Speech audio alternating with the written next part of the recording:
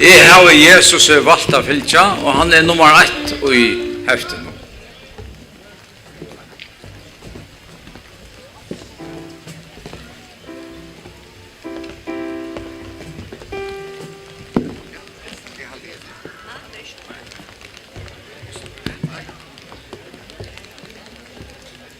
Han nummer 9 i heften.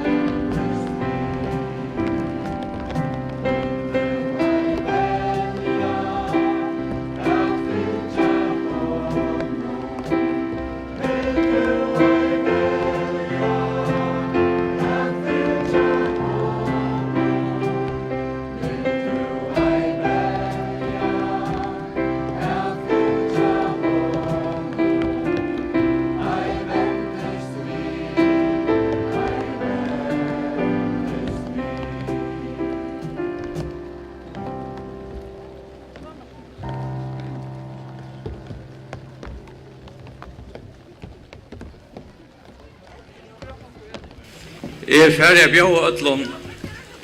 Hjertelig velkommen til utefunden her utanfyri Ebenezer. Og det godt at søtja sånne folk kjølt om det har øysregnar. Men det en ek som fylgja vi, det har vært netvarspa, og det har vært netvarspa av evr.fo. Vi skulle bia saman. Fægir, vi kommer fram fri av kjantryna og Jesus navn. Vi takkar derfor enda mållega som vi atter i kveld hava, at kunne hava et Útimøti her vi kunnskjer evangeliet, glede bådskap. Vi ber etter at du skal sikna deg som kommer synsja og tala og vittne kveld. Og letja kunne såleis utunna gode henter og i Jesus navn. Nå synsja vi i fela, God sendte sånsøyn. Tannsangren han nummer 1, God sendte sånsøyn.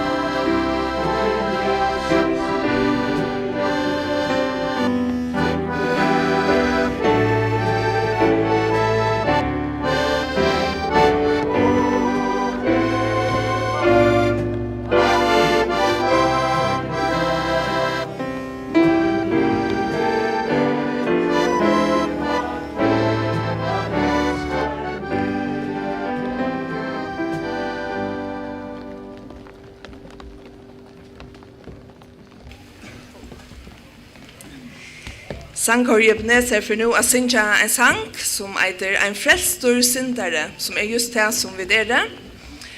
Og det Eli Smith som kommer å synge sol.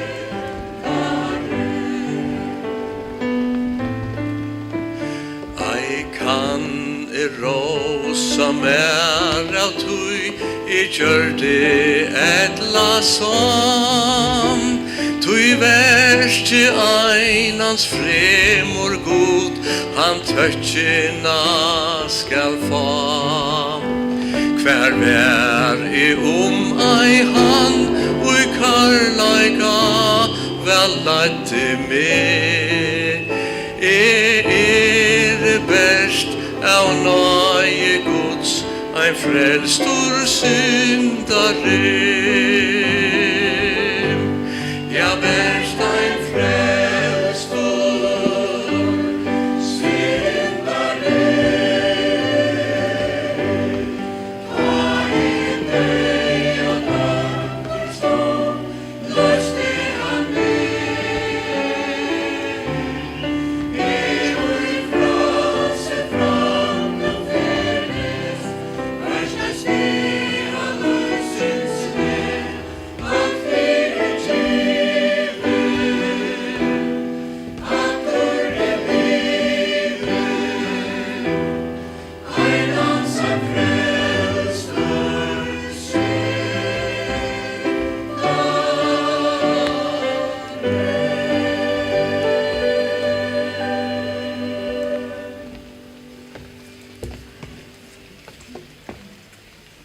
Vi hører nå Andreas Johansen. Gjør så vel, Andreas.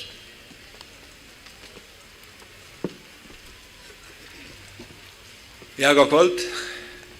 Ein frelster syndare, såleis kan jeg eisen si at jeg og som den første sangre vi sunke, hver vi sunke, jeg har valgt å fylgja Jesus. Og det en avgjør som jeg har tid som under livet, og det ikke som jeg har gjort beinleis, men vi husker ta og Jesus sier ved Nicodemus at ein var være føtter av nødjon. Og Nicodemus skilte ikke det her, å være føtter av nødjon hva det mest. Og hadde det samme ved å være en frelste syndare, jeg kan ikke gjøre noe, utan å takke Herren at han sendte sånsøyn, som vi leser i Johannes 3,16, at så sendte God sånsøyn i heimen at dødja for oss. Så jeg sier at hvert han skal lykke til så elsker God heimen at gav sånsøyn i heimen for at hvert han utrydde han skal ikke fortapast, men hava evet liv. Og hessa vånene her vi som en frelste syndare er at jeg trykker ved at God sendte sånn sin heimen for okken ødt som i her. Og oansett hvor du erst og hva du gjørst i jøkken og løyve, så råpar Herren at det stender i Guds åre at God innskjer at ødt skulle bli frelst og komme til å kjenne sannleggen. Og Jesus sier, og Johannes, jeg veveren, sannleggen og løyve. Det kommer ånden til feiren utan vi mer. Så fyrir jeg få oss av frelse som vi bor i kveld her, så måste du kalla navn Herrens. Og hvordan skal du kalla navn Herrens utan at du har hørt om han, og at du tror at han her ut. Det stender at hvert han og kallar an navn Herrens skal være frelst. Så min bøn at gong du her i kvöld, eller sitter heim og lustar, og du sitter inne ved oss her at er frelst, eller hatt han ega for meg, så livet som en frelste syndare ikke alltid så nevnt. Det nekvar utfordringar og lykkes med lander, men vi har vært av vågne at han vi kommer at vi skulle her av folk, etla som Jesus sier at han skulle komme etter okken i skoene. Og til tryggven som vi har, at en dag skulle vi være heima til Herren. Så om du hever hessa hunger eller hessa nei at her et eller annet som du ikke hever, så blir det om å vente der til Jesus, kalla av han, og så skal han nok frelsa det. Amen.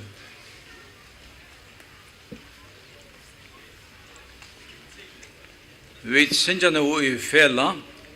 Her glaver ferest, og sangeren nummer 4 i sangheften.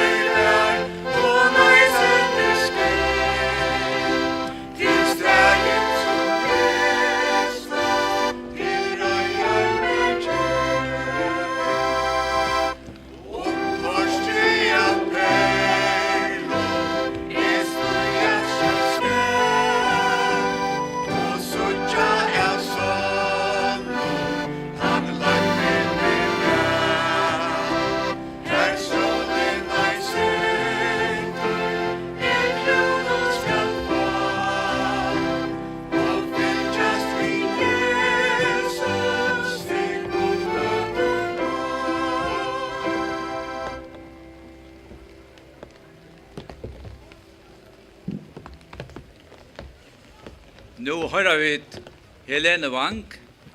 Hon var slutt år, og det var enskon. Gjør så vel, Helena. Good evening. Yeah, my name is Helena, and I'm going to have I'd like to tell you all my testimony, and I'm very raised as you see, but I'm also half Scottish. So if you hear a Scottish twang, that's why. But I'll try to speak clearly. I would like to tell you why I can say I am saved, and for some of you that may sound a bit odd, why I can say I'm saved. But I would like to tell you a story about that. So, the Lord Jesus in the Word of God, he tells us a story about a shepherd and a sheep. And there were 100 sheep, and one of them, he left the fold, he left the shepherd, and he went out and he went his own way. And the shepherd comes and goes out and he leaves the other 99 sheep, and he goes and looks for this one sheep who was lost, and the shepherd takes the sheep, and he takes the sheep on his shoulders, and he leads the sheep back to the fold with the shepherd through the gate with the other sheep. And I don't know if for some of you this might be an odd story, but I can stand here tonight and say that I am that sheep, which sounds odd, but I can say I am that sheep because when the Lord Jesus told that story, he was talking about us. The Bible says that the Bible says in the book of Isaiah, we all like sheep have gone astray. We have turned everyone to his own way, and the Lord has laid on him the iniquity of us all. The Bible tells us that we're all like sheep. We were all created in God's image, and God loves us all, but we went astray. We all sin, we all do wrong things, and because of that, there was our relationship with God, the shepherd, Lord Jesus, our shepherd, was broken. And we're all in that position. So no matter who you are tonight, no matter where you're from or who you identify yourself as, the Bible tells us that we all are in that position, that we're all lost, but we have a shepherd. There's good news for us all because we have a shepherd who loves us so much, and his name is Lord Jesus Christ, and he came to this earth and he died on the cross. The Bible says in John chapter 10 that, Jesus says in John chapter 10, I am the good shepherd lays down his life for the sheep. Because we as sheep, we were helpless, we couldn't find our way back to the fold. We can't find our way back by ourselves. We're sinners, we need someone outside of ourselves to help us. And that's what the Lord Jesus did. He went to the cross and he died for the wrong things that we have all done, so that our relationship with God could be restored. But we have to make that decision. We have to want to go back to the fold with our shepherd. And if you're standing here tonight and you haven't made that decision, you can make that decision. And I can say that it's the best decision I have made in my life, that I said, God, I want you to save me. I want Lord Jesus to be my shepherd so that I could be taken back to the fold. And when we do that, then our relationship with God is restored. And the Bible says in a well-known psalm you may have heard of, in Psalm 23, David, a man who lived a long time ago, he said, the Lord is my shepherd, I shall not want. He makes me lie down in green pastures. He leads me beside still waters. He restores my soul. He leads me in paths of righteousness for his name's sake. Even though I walk through the valley of the shadow of death, I will fear no evil. For you are with me, your rod and your staff, they comfort me. And I can say that tonight and stand here that even though there has been times in my life which I've maybe struggled, and there have been times in my life which have been good, but all the way through, my shepherd, the Lord Jesus, he's looked after me. His rod and his staff, they've been a comfort, and it really is the best decision I've taken, and it's the most important decision that you can take here tonight, that you can say, I'm a helpless sheep, but I have a shepherd, I have the Lord Jesus who loves me so much, and then you can go through the door. The Bible also says, or Jesus also said, I am the door, and it's a narrow path. It's a path that not many go down, but it's a path together with our shepherd, the Lord Jesus, and which leads at the very end to our final destination, which the Bible says that as well, that when we take the Lord as our shepherd, then we no longer need to suffer the consequences of our sin, because he suffered them on the cross, and we have the promise of eternal life in heaven together with God. And it's an important decision, because when we do not take that decision, then we have to face the consequences of our sin after we die. And the Bible tells us that there is a heaven and there is a hell. But if you take the decision tonight that take Jesus as your shepherd, who loved you so much and died on the cross for you, then your relationship with God will be restored and you can have eternal life. And I can stand here tonight and say that all that I have is because of him, and everything in my life that is of any worth is because of the Lord Jesus. And I may stray sometimes, but he is my shepherd and he takes me back into the fold. And so that's why I can say I am saved. Like I said at the beginning, I can say I'm saved because the Lord Jesus has taken me into the fold, and I would encourage you to think about that. Yes, thank you.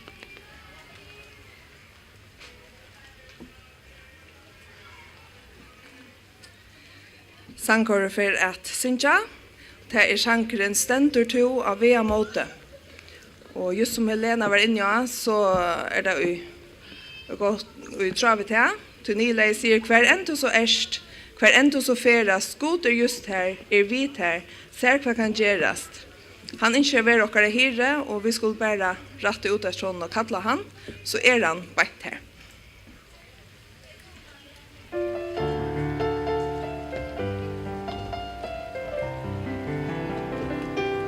Stendur du av,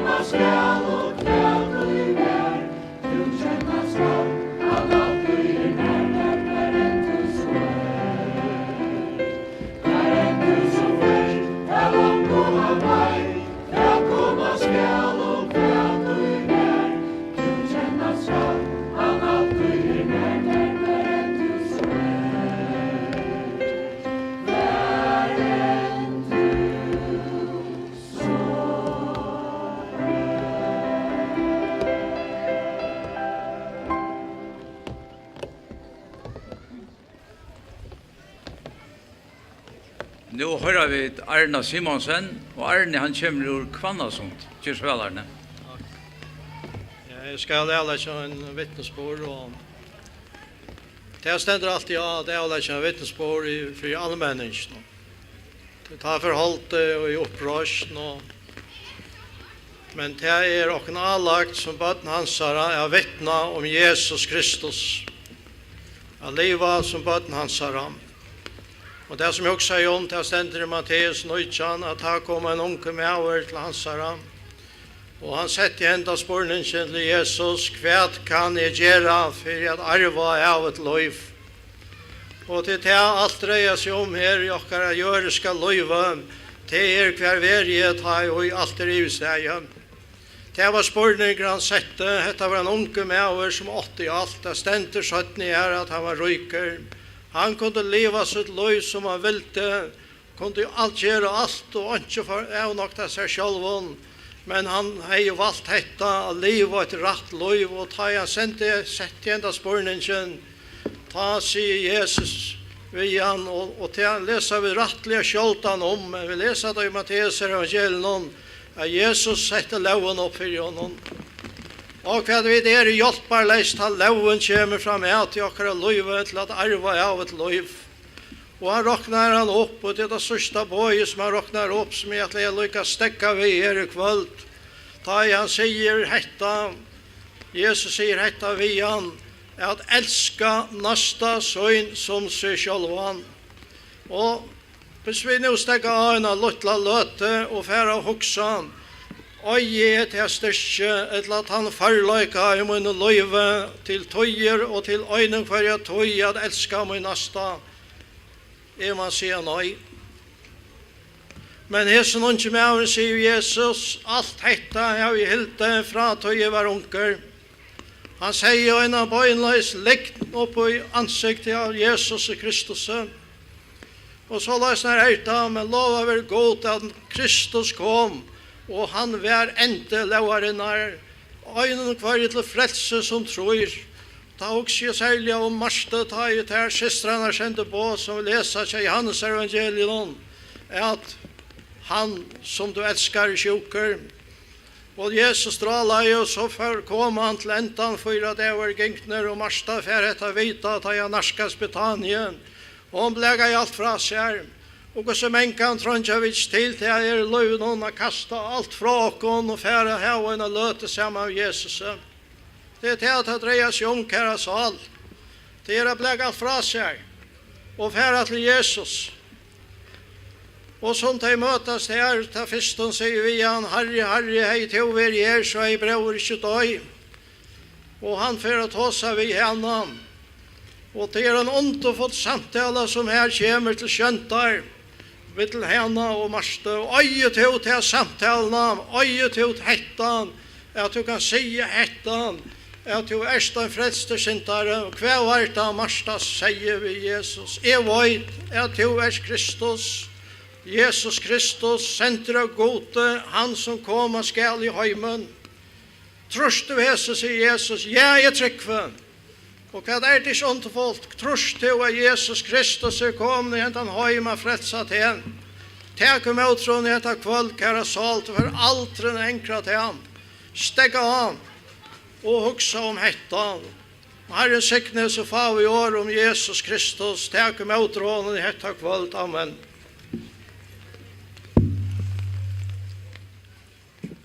Vi synger nå i fela, verdur at æra, og verdur at lova. Sangren er nummer 2. Og ta ut av sunnkje etter kåre tverferner, så hører vi til Mattias Najani Siskasen.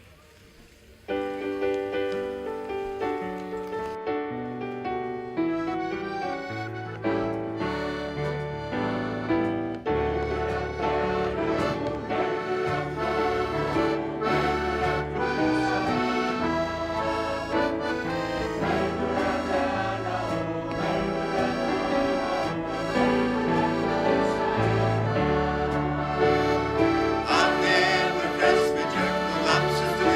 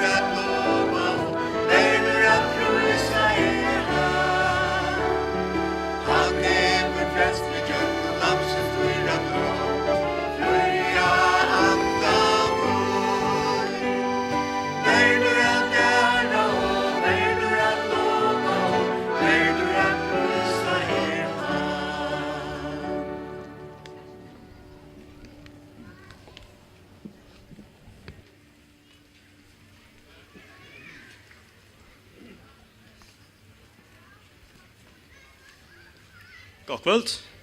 Og somol. Jeg heter Mathias, og jeg skal bære fram vitspor om God og son hans er Jesus Kristus.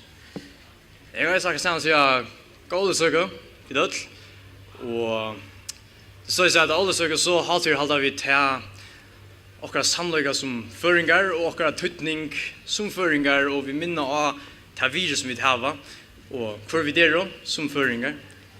Og det er ofte sånn her, sånn her som jeg hukser veldig om hva min sannløyga, hva jeg, og hva min tøytning her av folten, her av hjørnet, og hva skal jeg vilja gjøre. Og jeg synes meg ofte så ofte søtja og strøyas og strevas etter at finna tann sannløygan. Jeg genser rundt og løyte og hittar under hver en stein som jeg finner. Vi finner okkurs her som jeg kan finna glede, okkurs her som jeg kan finna okkurs vire. Og som tid da jeg snallet helst ofte gjør, tid nok ganske vel elskende, 16 år, og tid ganske kjenne mer til det strøye eller til han søkjan som Og vi strøyer så søkja i til dømes utbyggingar, eller arbeid, eller i skolan, eller i viner, eller kanskje utrådte. Og ja, vi finner okkurs slags av glede, vi finner okkurs som her. Og ikke som veljan mektar til fullnar, og ikke som veljan værar for bøyta. Og ofte jo til omstående, kan jeg veljan finna nega som er virre, som til endast ikke fyrir til fanudis, da alt kommer til sørsta styrke. Og jeg venter meg så nyr etter og hitcher rundt og søker allan heimen for å finne det. Men til nemlig ut hui som trobøkken ligger, til at vi venter okkon nyr etter heimen. Etter en heim som forgonger, en heim som enda en fyr at kvarva, alt som er her, som røyker, da fyr borster. Og som ikke best visenda sier okkon, men eisen på Bibelen at alt som vi kjenner døyr, da fyr borster. Det vidar vi, det kjenner vi. Og hva gjør vi så? Vi er bundet ned til heimen her, vi tidser etter det som forgonger, og vi rønner å finne glede ut, og vi søker og søker og søker. Og ikke som virkelig mektar til fullnar.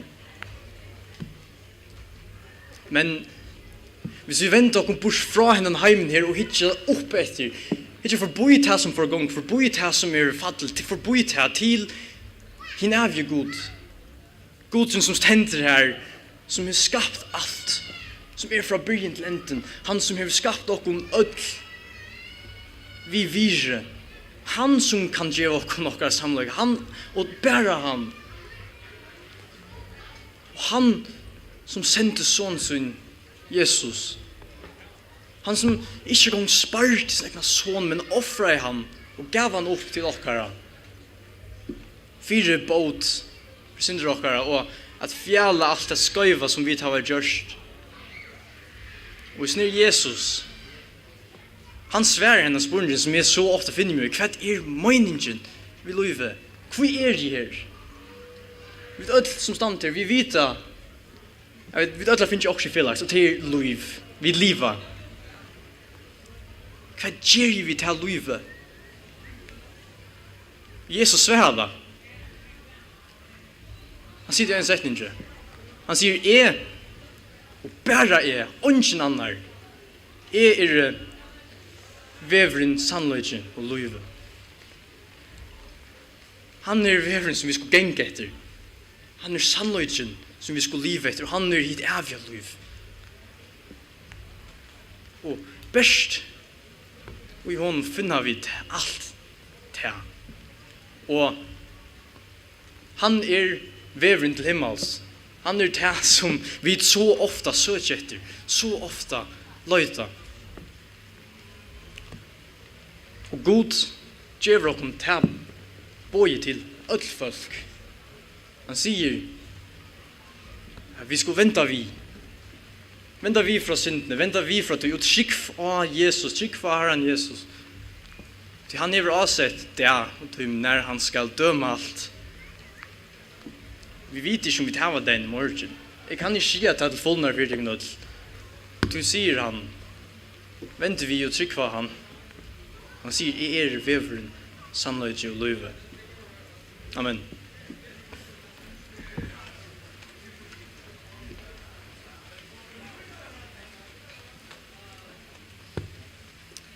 Kåre for atra sinja, når da sankren av Golgata her Jesus, og nyleie sier, fer han ta at minnas med, ta bort i færa ma, for herren av minnas dokkon tar vi færa herfra, og Sverre kjemer settni i nylan, og ja, han hørte råp mot her, ur lantjon løstor ta evig porstre standi her, han færa minnas med, og vi råpa han og teker mot honom, så færa han av minnas dokkon.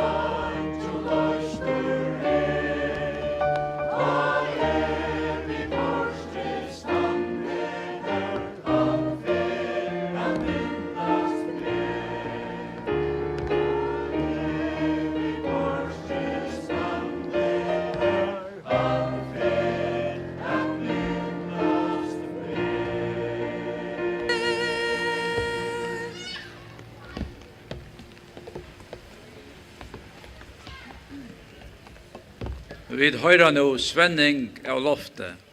Gjør så vel, Svenning. Ja, en glad for å kunne stande her. Det har vi gjort i rettelig mange år, her og hatten og kata. Jeg ber fram en bådskap om en frelser av Jesus Kristus. Nå er vi vatt vever, og vi tar lykkes som skift hjem til fleste av oss. Men da det kommer til det andalige, så skal det ikke skifte hem. Så skal vi være som vi og her som vi og alle stedene.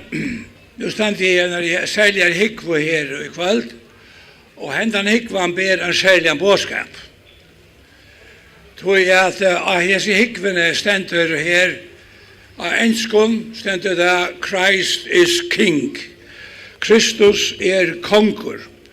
Og madam ei flere hikver, men anka førske hikvo løy nok.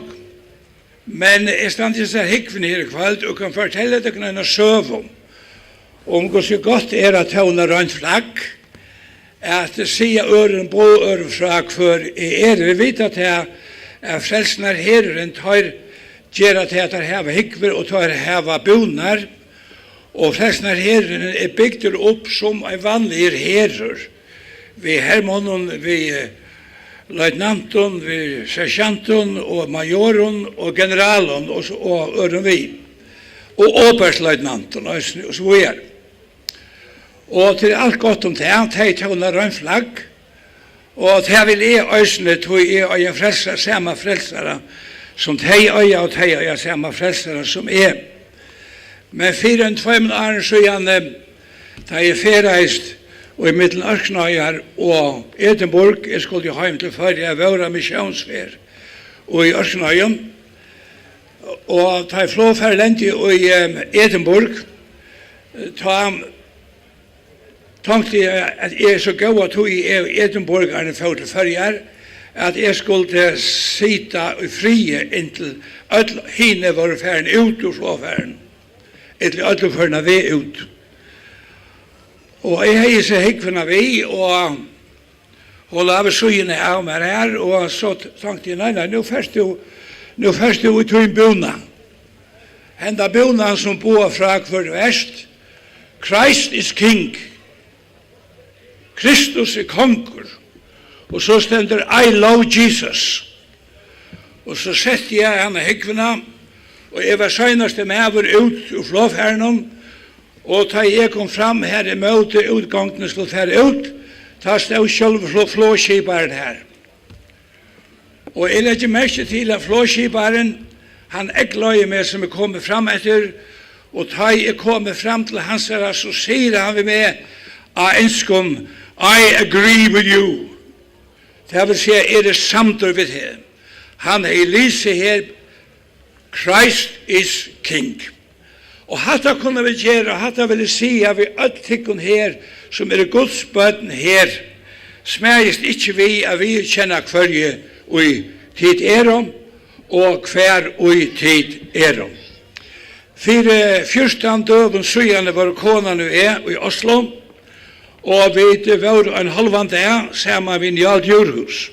Konan og han har gitt samme klasse her i havn, nere som bøyrashus her, og i vanliga folkaskolan. Og som vi satt sammen her og pratet om, og han sier, jeg kan ikke komme til førje nå, tror jeg at han har finnet sjuk og hjärsta, eller sjuken og hjärsta, og kunne ikke komme, han var hermer om det. Han sier, han vært 8-3 fer i slæ, hvor det øyneste er førjen, når jeg vaklene ber evangeliet om Jesus. Så sier Njal, hvert hei du sagt vi føringar om du stod ned av vaklen, og nå stand jeg her og katt og hodden, da han ikke sammen. Og han var kvikker og svære og sier, Svenning, jeg hei tås om etter at venta vi. Hvor skal venta vi? Vi skulle ødle venta vi. Hvor han øyneste øyne av å komme bæg tryggvande og vantryggvande. Vi tryggvande har alltid akkurat å vente vi fra. Men øyne for løyven og en gåan der i løyven, så opplevde vi til å vente okkom til Jesus. Å vente okkom fra avgoden som skriver stender, og vente okkom til god, at henne henne livande og henne sanna goden. Og det har vi gjort i min løyve, det tror jeg sier her i det. Jeg tror jeg sier til at jeg har vittnet om Jesus alt mot liv, så jeg kom å kjenne han som en frelser. Og hva skulle jeg annars skamfeie om jeg ikke skulle kunne vittne om han som frelste meg som 16 år gammal. Jekka møte her i Ebenezer, holdt i evangeliet, øyne i min badneheim, sannelig. Men en dæver kom, ta jeg åpna i bøkene, og her leser jeg dette som løste meg som en unga mann, og som kan løse til øyne. Dette at vi hette, sier skriften, her vi skriva, fire at de skulle vita,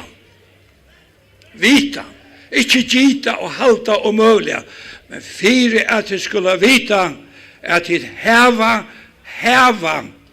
ikke enda for mulig å vite at vi kommer til perleportret, og vi slipper inn.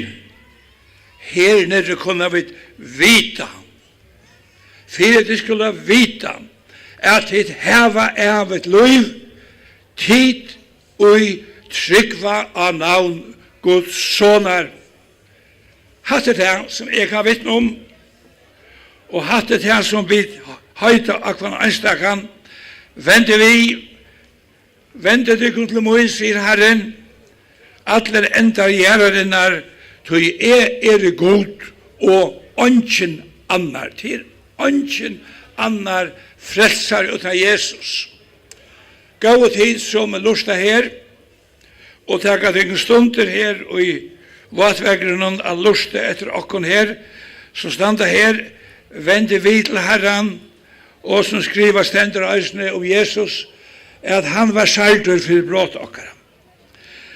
Han var saltur for miskjer, sårar for miskjer okkara. Straffen var løgta han, så vi skulle ha fri, og vi svarun hansara, og vid, legg meg til året, og vid grøtt. Så må løte som du venter til han, så vil du grøttur for tøyer og allar æver.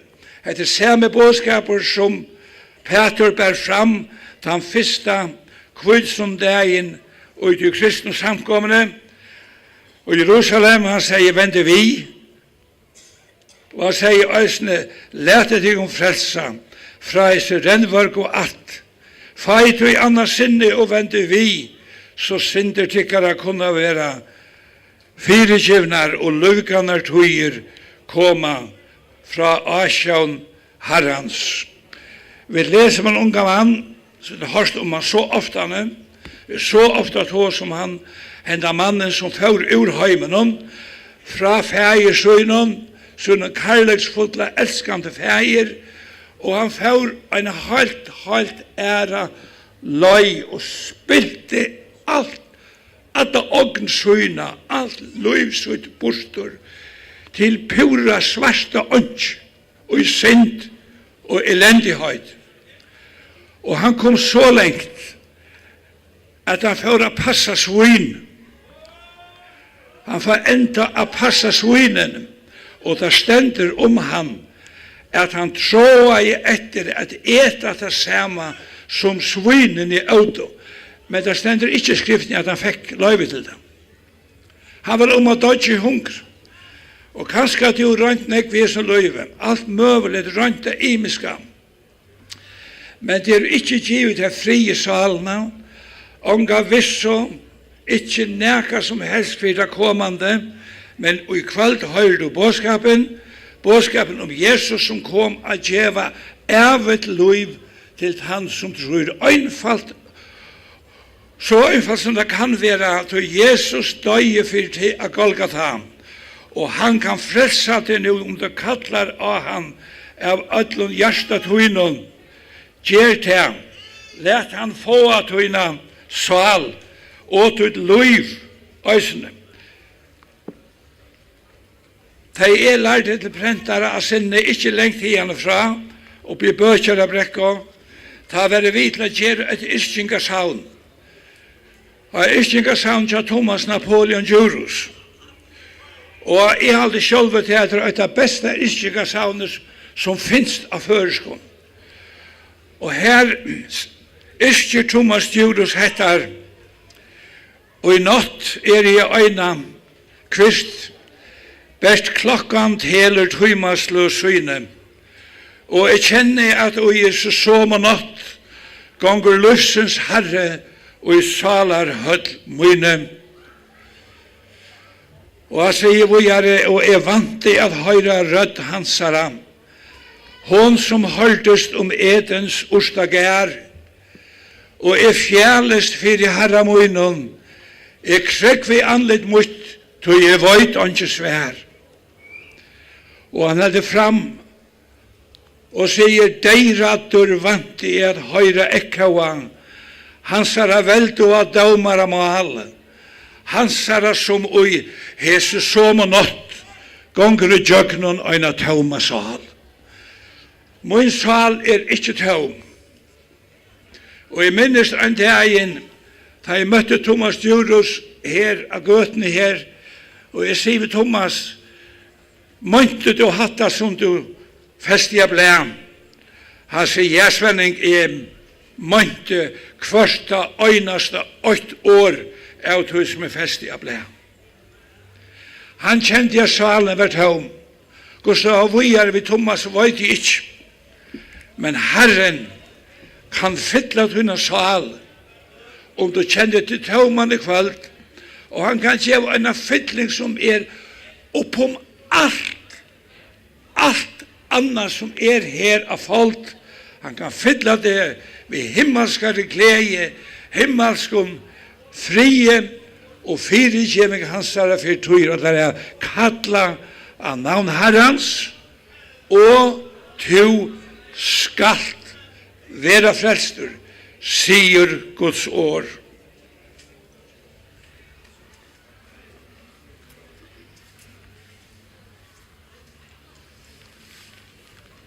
Vi synger nå i fela. Hever to og Jesus har hun funnet fri. Og han nummer 6.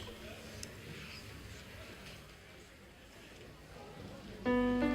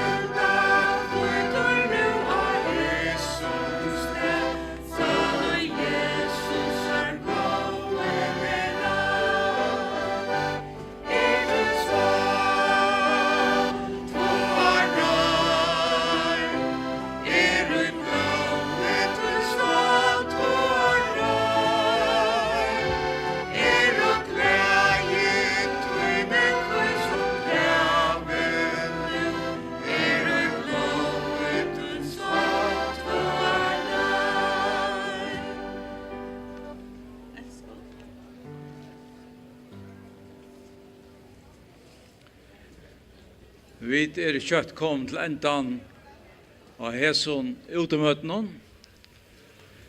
Men det er først at ikke tekken framvis godt kvöld. Og når det endte så får jeg si at det hjertelig velkommen inn i Ebenezer til en drekkamon. Og hvis du her i kvöld, som har noen spårning, så er det velkommen å sette det i samband med eller noen annan som du har alle da. Og til tikkene som har fyllt via neten, til reisen velkommen, jeg ringer alle morgen, jeg heter Jakob N. Olsen, og jeg har 21-48 And everybody are welcome in Ebenezer for a cup of tea or coffee. Da jeg har bygget, så hører vi et sanghål synsja. Fæger, takk for at vi bygger gjennom fri og land. Takk for at vi kunne bo at et år her i kvöld. Fæger, takk for dette fralse som vi døyer. Og vi bygger etter at du skal sikna til det som kommet fram i kvöld. Og i jøkken sang og i jøkken tale fei. Fei vi ikke eisne at bia for ødlenteimen som jeg var lytt av. Og så ikke vi da bia for okkara lagtinge og okkara landstyre. Nå i en nødt tingseta byrja fei. Vi bia etter at hun gjøvet heimen. Visdom fra her fei at hekka rattar avgjør. Vi ikke eisne bia for taimon som sjuk og veik, og at du sarstelt hei, og at du styrket hei feir. Vi letja sujan i okkon öll, og i tunna gode henter, og i Jesus navnet. Amen.